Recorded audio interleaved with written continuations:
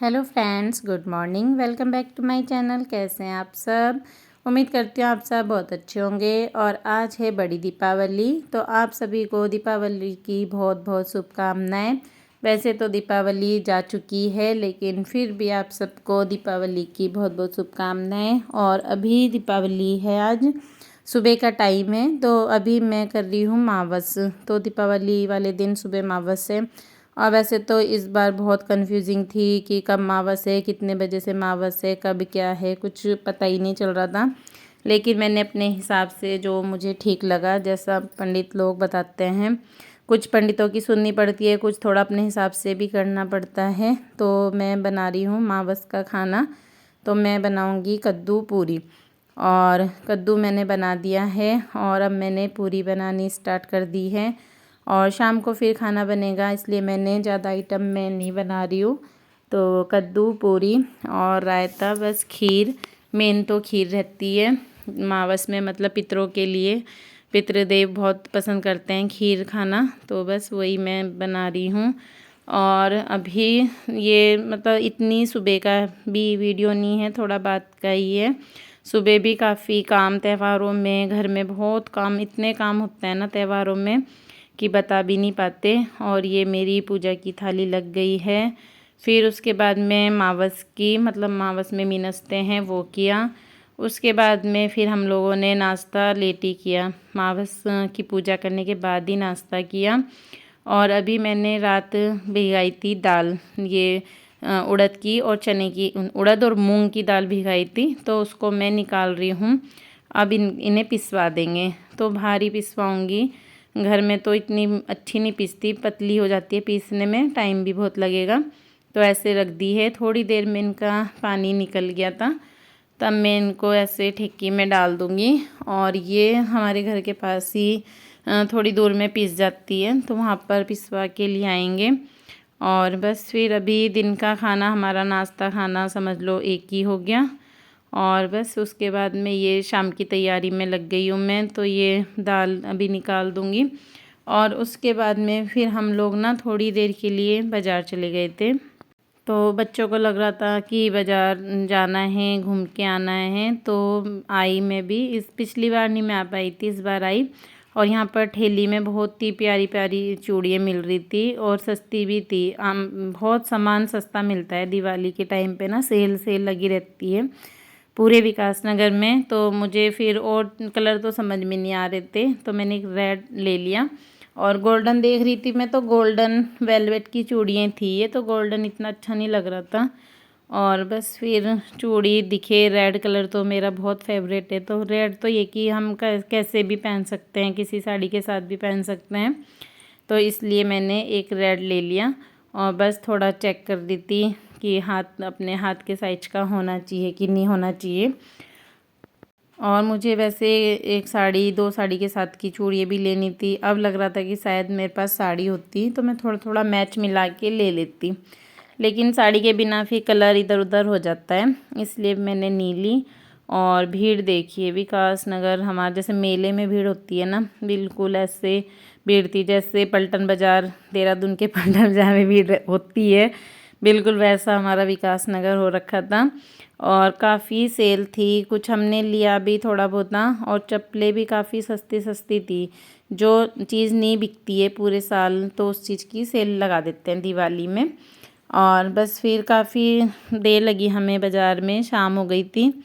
फिर हम लोग आ गए थे, और आने के बाद में फिर मैंने सबसे पहले चाय बनाई, क्योंकि होता है कि चलो चाय पी के आराम करके फिर लगेंगे काम में। और चाय बना ली है, आप सब लोग भी पी लीजिए। आजकल सर्दी है तो चाय का अपना अलग ही मज़ा है। और फिर मैंने वो किया, दाल ये ला दी थी इन्होंने, पिस गई थी मेरी दाल। और मैं लग गई हूँ अब अपनी किचन में शाम के काम में। तो सबसे पहले मैं दाल के पकोड़े बना लूँगी। तो उसे मैंने लहसुन प्याज अदरक का पेस्ट पीसा, तो वो मिला लिया, नमक मिर्च मिला लूँगी। और अलग अलग बनाऊँगी मैं, मूंग की दाल के अलग बनाऊँगी, उड़द की दाल के अलग बनाऊँगी। और अभी मैंने पूरी पूरी दाल नहीं लूँगी मैं, थोड़ी दाल के आज बनाऊँगी, थोड़ी दाल के फिर मैं गोवर्धन वाले दिन, अगले दिन बनाऊँगी। तो ऐसे करके बनाऊंगी। एक दिन पूरे बना के फिर ठीक नहीं रहता, जब बाद में फिर ताज़े बन जाते हैं तो फ्रिज में रख दूंगी बाकी की दाल। और बस फिर अभी मैंने बनाने स्टार्ट कर दिए हैं और अभी मैं इनको हाथ से थोड़े चेपटे चेपटे करके और इनके बीच में होल करके और इनमें ना तिल चिपका के तब बना रही हूँ। तो इनको बटुक भी बोलते हैं, दाल के पकोड़े भी बोलते हैं, दही के साथ खाओ तो दही बल्ले भी बोलते हैं, मतलब सबकी अपनी अपनी वो है।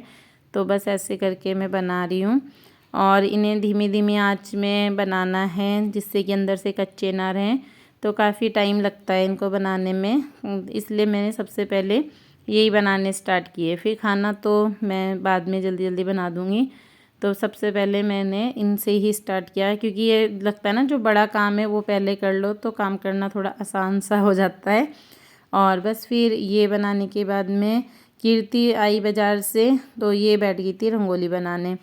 और इस बार ये पहली बार रंगोली बना रही है, हर बार मैं रंगोली बनाती हूँ और इस बार इसको भी शौक लगा कि मैं बनाऊँगी, तो मेरा भी काम आसान हो गया।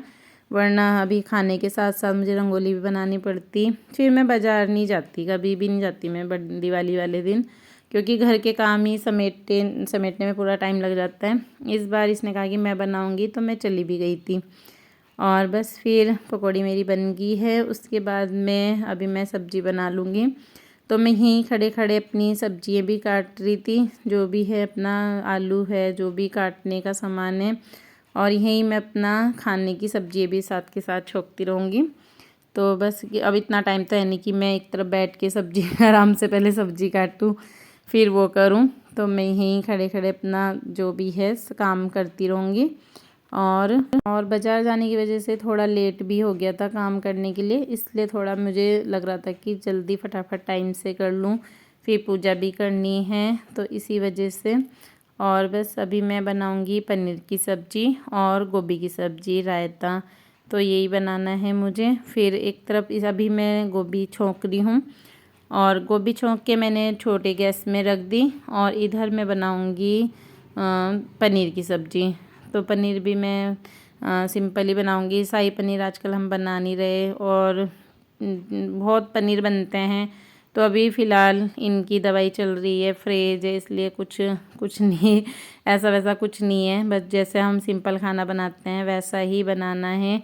लहसुन प्याज तो खैर अच्छा होता है, टमाटर भी अच्छा होता है, बाकी कुछ एक्स्ट्रा मैं इसमें नहीं डालती।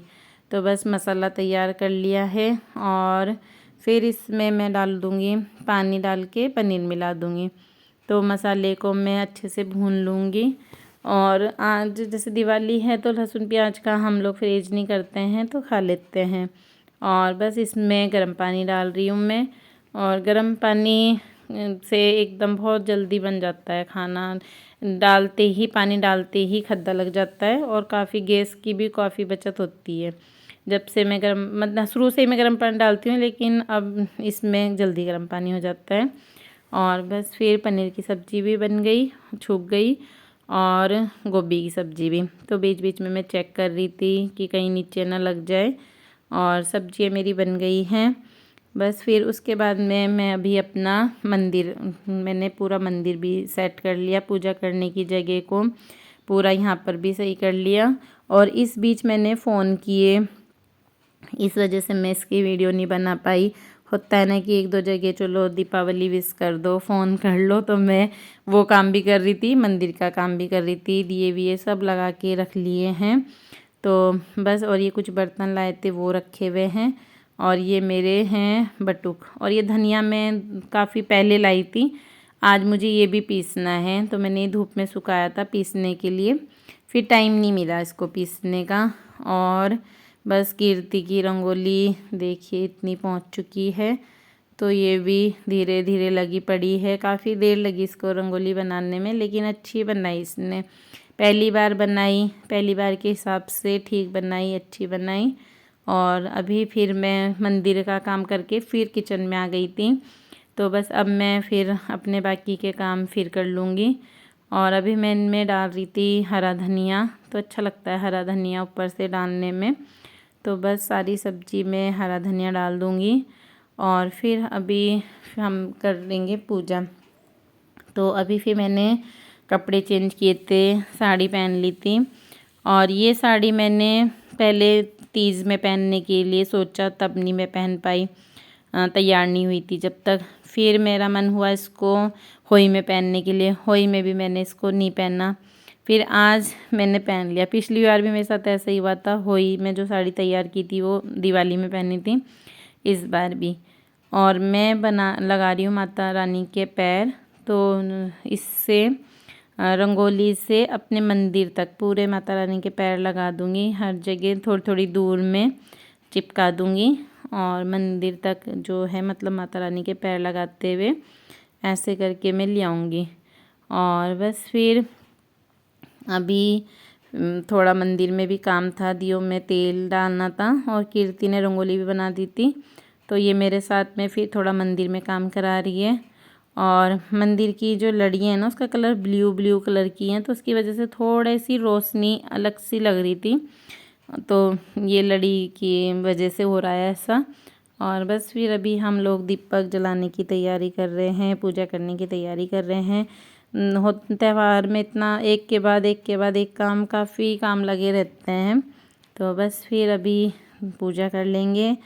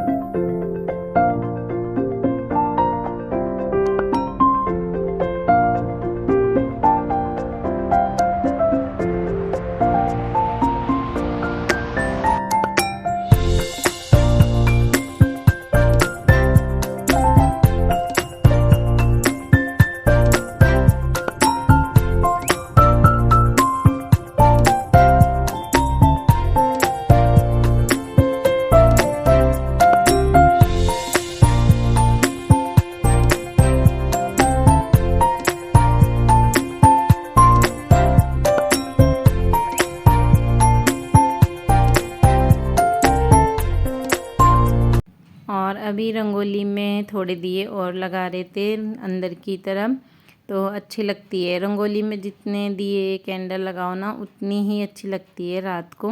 तो बस यही सब कर रहे थे। और आज कीर्ति को ज़्यादा मन कर रहा था इसको सजाने का, क्योंकि उसने खुद बनाई है ना, तो बच्चों को लगता है ना शौक़ कि ऐसे अंदर दिए और रखो, ये करो वो करो, तो इसका ज़्यादा मन था इस बार। और बस फिर रंगोली कैसी लगी बताना, ज़रूर बताना कि कीर्ति ने फर्स्ट टाइम रंगोली बनाई, कैसी बनाई, प्लीज़ कमेंट्स करके ज़रूर बताना। और बस फिर अभी पूजा हो गई है, और पूजा के बाद में जो दिए हैं वो भी लगा दिए हैं सब जगह। और घर अच्छा लगता है दीपावली में, दुल्हन के जैसे पूरा घर अच्छा लगता है। और बस अंशु बेचैन हैं बम छुड़ाने के लिए कि कब फटाफट आके बम फोड़ेंगे, बहुत शौक़ है इसको। और बस फिर हम लोगों ने उसके बाद में बम छोड़े, और काफ़ी मतलब काफ़ी देर तो हो ही जाती है इन सब काम में, पूजा करने में, इसमें तो काफ़ी देर भी हो गई थी। और बस फिर अभी सब बम छोड़ रहे हैं, और काफ़ी अच्छा है। दिवाली का त्यौहार मुझे सबसे ज़्यादा अच्छा लगता है, बहुत अच्छा लगता है दिवाली का त्यौहार। और फिर अभी मैं आई थी अपनी साड़ी बदलने, क्योंकि मुझे भी बम फोड़ने हैं और साड़ी में हो नहीं पाएगा। पूजा हो गई है तो मैं दिखा रही थी, और बस फिर अभी मैं अपनी साड़ी चेंज कर लूँगी।